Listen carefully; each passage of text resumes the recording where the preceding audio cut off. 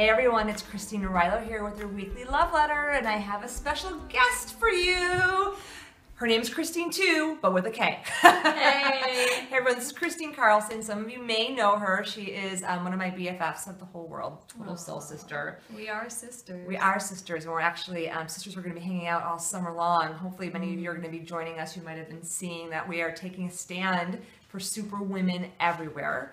I actually met Chris a couple of years ago, and she wrote the book Don't Sweat the Small Stuff for Women, and Don't Sweat the Small Stuff for Moms, and Don't Sweat the Small Stuff in Love. Like, a lot of not sweating going on over here, even though we're in California right now and it's hot. And I remember when we met, because we have a question for all of you today, and our question is, are you overgiving and under receiving?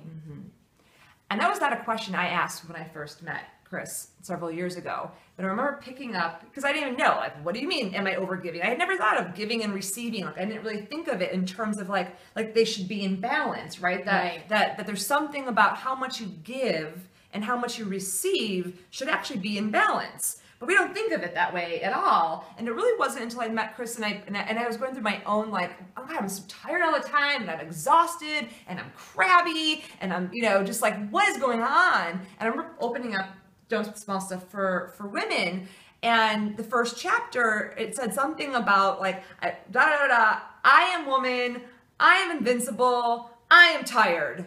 I'm like, oh, that sounds like me. And Chris you said something like, what was it about? Like, there's nothing wrong with being, what was the thing about Wonder Woman? There's nothing wrong with doing everything at your best, but if you feel like you're pulling your hair out and you just feel exhausted and tired all the time, that's a pretty good sign that you need to wish Wonder Woman goodbye. That's a pretty good sign that you're overgiving. And today, and actually this entire summer, we are taking a stand for women. And men, if you want to join the bandwagon, come on, you're invited to. We know women especially are plagued by overgiving. And you may not even know that you're overgiving. I think that we can agree that most women are like banks that only give withdrawals. Right. But you don't take in any deposits. And that throws you off balance in your emotional field, your spiritual field, your physical field. Yeah, and as a mom, I mean, when your well is dry, you need to fill up your own well, or you have nothing more to give and nothing for anyone to drink. And we get overtired, we get cranky, and we give. But it's time for us to prioritize giving a little bit of that to ourselves, or maybe a little bit more. Yeah, well, and I think for a lot of us, and this probably could be true for you, when you give to yourself, you feel guilty, or you feel selfish, or you feel like you're taking too much, or you don't deserve it, or now you have to work 5 times as hard. And actually, no, right? Your scales of giving and receiving need to be in balance. So where we're starting at right now in this video with you here right now is the question, are you overgiving and under receiving? And how do you know? Well, Chris and I actually created an entire assessment with 33 indicators of if these are in your life, lady, you are overgiving.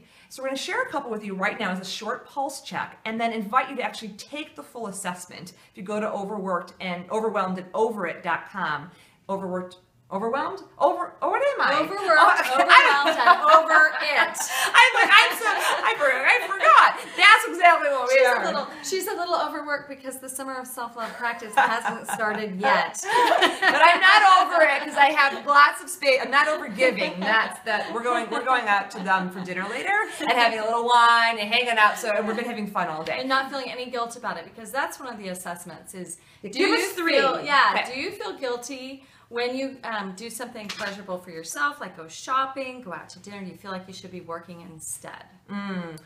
Or do you find that sometimes you feel crabby and you feel frustrated and you don't really actually know why, but you can actually feel yourself almost observing yourself being frustrated and crabby to the people that you love? Do you think that you never do enough? Are you always thinking of one thing that you didn't do as opposed to making a list of all the things that you did right that day?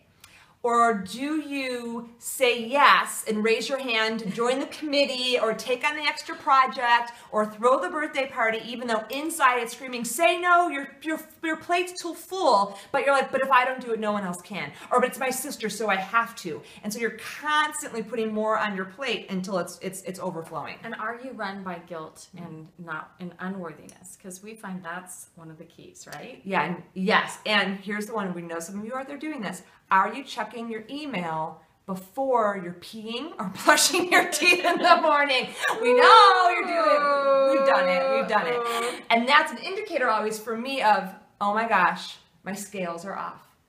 And so this summer we're inviting you to actually get into balance. To get into balance by looking at the giving and the receiving and actually retuning your model for how much you give and how much you receive. You don't have to feel guilty for receiving for yourself. So join us for the Summer of Self-Love. Join us for the Overworked and Overwhelmed virtual gathering of women from around the world. We're over it. June 11th, be there live, or make sure to sign up and register. We'll send you the live recording. The summer, ladies, we're done. We're receiving for ourselves. We quit.